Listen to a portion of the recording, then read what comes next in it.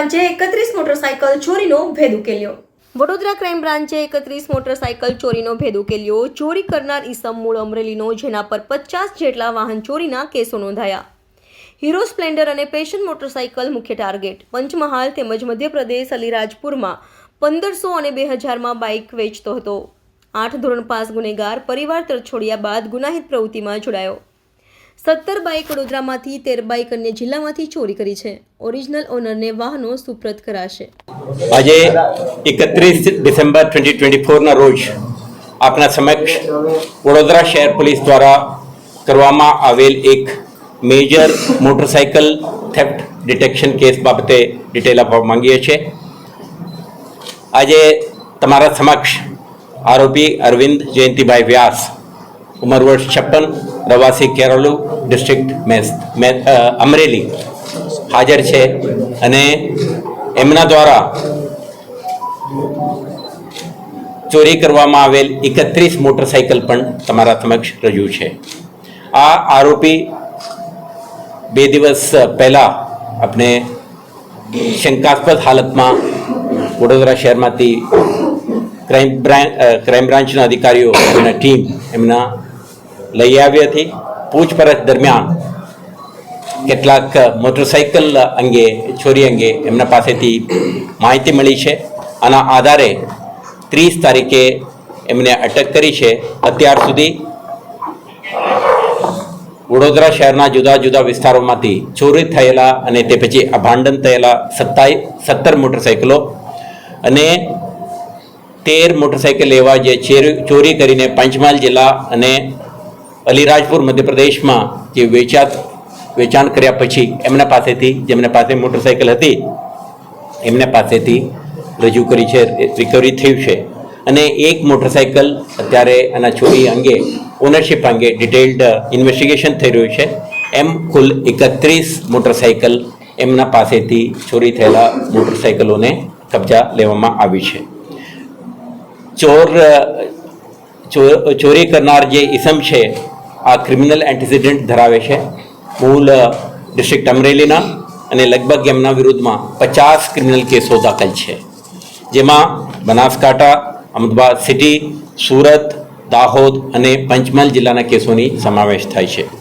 વર્ષ 2018માં આરોપીને એક ચોરીના કેસમાં કન્વિક્શન પણ થયું છે અને આરોપી 2 વર્ષ સુધી પંચમહાલ અને વડોદરા જેલમાં આપણા સજા પણ કાપી છે.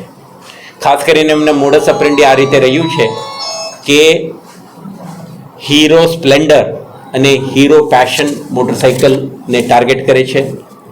શહેરના જુદા જુદા વિસ્તારના જે પાર્કિંગ લોટ છે આના સર્વે કરે અને જેમના ચાવી ખોલીને ચોરી કરી શકતો હોય એવા મોટરસાઇકલ ઉપાડી લે અને ઝડપથી એના પેટ્રોલ એક્ઝોસ્ટ થઈ જાય તો નજીકના કોઈ વિસ્તારમાં અબાન્ડન કરીને જગા છોડી દે છે. એ તો પેટ્રોલ હોય તો અને પંચમહાલ જિલ્લા અને અલીરાજપુર મધ્યપ્રદેશમાં જઈને સસ્તામાં વેચી નાખે છે. 1500, 2000, 3000, 5000 પૈસા મળે તો એક મોટરસાઇકલને વેચી નાખે. એટલે કોઈ ગ્રામીણ વિસ્તારમાં રહેતા લોકોને આ અટ્રેક્ટિવ એક કોમ્પોનન્ટ બની જાય છે.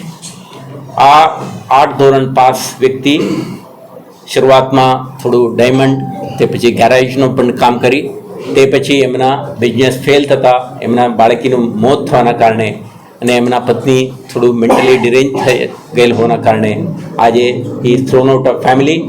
તો વેગબોન્ડ તરીકે ફરે છે. અત્યારે તમે જોઈ શકશો કે ગુનાહિત પ્રવૃત્તિ સાથે વ્યક્તિ જીવન ગુજારી રહ્યા છે.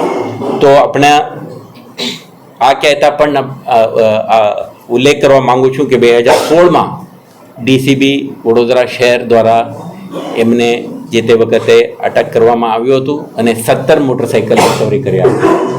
ફરીથી આ સક્રિય બનીને ગુના આચરી છે અને આજની તારીખે આપણા જુદા જુદા પોલીસ સ્ટેશનના 31 કેસોમાં એમને આ આરોપીને કસ્ટડીમાં લઈ અત્યારે ઇન્વેસ્ટિગેશન કરવામાં આવશે અને દરેક મોટરસાઇકલ ઓરિજિનલ ઓનરને ઝડપી રીતે આપણે તેરા તુજકો અર્પણ કાર્યક્રમમાં અર્પણ કરવા માટે પણ પ્રયત્નશીલ રહીશું. ટૂંક સમયમાં આ દિશામાં શહેર પોલીસના જુદા જુદા પોલીસ સ્ટેશનો ક્વોલિટી ઇન્વેસ્ટિગેશન રિગરસ પ્રોસિક્યુશન અને early handing over of original જે motorcycle to the owner concerned, આ પ્રકારના એક્સરસાઇઝ શહેર પોલીસ દ્વારા કરવામાં આવશે. તમે સેકન્ડ હાફમાં હું તમને ડિટેલમાં કહીશું. મોટરસાઇકલ થેફ્ટ આજે બે ત્રણ એક સિનારીઓ છે. એક, આધુનિક ટેકનોલોજીના યુગમાં ચોરી ના થાય, ઓટોમેટિક લોકિંગ સિસ્ટમ અને ડિફિકલ્ટ ટુ થેફ્ટ, આને આપણે કહીએ છીએ ટાર્ગેટ હાર્ડનિંગ, એવા એક પ્રક્રિયા ચાલે છે. સેકન્ડ, કેટલાક શોપિંગ મોલ્સ, બિઝનેસ એસ્ટાબ્લિશમેન્ટ્સ અને નોટિફાઈડ પાર્કિંગ વિસ્તારોમાં સીસીટીવી કેમેરા હોવાના કારણે પણ ચોરી કરવું અઘરું છે. તો ચોર જેમના સંકલ્પ છે ચોરી કરવાની, કમિટેડ છે અને એમને પાસે સ્કિલ સેટ છે, તો એવા માણસો જે રોડ સાઈડમાં પાર્ક કરેલું વાહન, ગીચ વસ્તી અને પબ્લિકના અવર જવર વધારે અને કોઈના અટેન્શન જાય નહીં એવા વિસ્તારમાં ચોરો ખાસ કરીને ટાર્ગેટ કરતા હોય છે. તો આમાં સીસીટીવી કેમેરા ઉપલબ્ધ ન હોય અને વલ્નરેબલ મોટરસાઇકલ, હું કહું છું કેટલાક આજે તરીકે તમે કારને પણ જોઈ શકશો, આમાં ધક્કા મારો તો એમના અલાર્મ સિસ્ટમ ઓન થઈ જાય, એટલે it is not easy to open the door or break the કાચ. તો દેટ ઇઝ ટાર્ગેટ હાર્નિંગ. પરંતુ જ્યારે આરોપી એક એક્સપર્ટાઇઝ હાંસલ કરી દે તો સફળતાપૂર્વક એવા વિસ્તારમાંથી મોટરસાઇકલ લિફ્ટ કરતા હોય છે અને ચોરી કરીને સફળતાપૂર્વક શહેરથી બહાર લઈ જતા હોય છે. એમના પૂછપરછ દરમિયાન આપણે ડિટેઇલ્ડ મોડસ ઓપરેન્ડી, એમને અહીંયાથી શિફ્ટ કરવાનું, એમના કાર્યપદ્ધતિ અને કેવી રીતે વહેતા હતા આ અંગેનું પણ પ્રાથમિક પૂછપરછ આપણે કરી છે.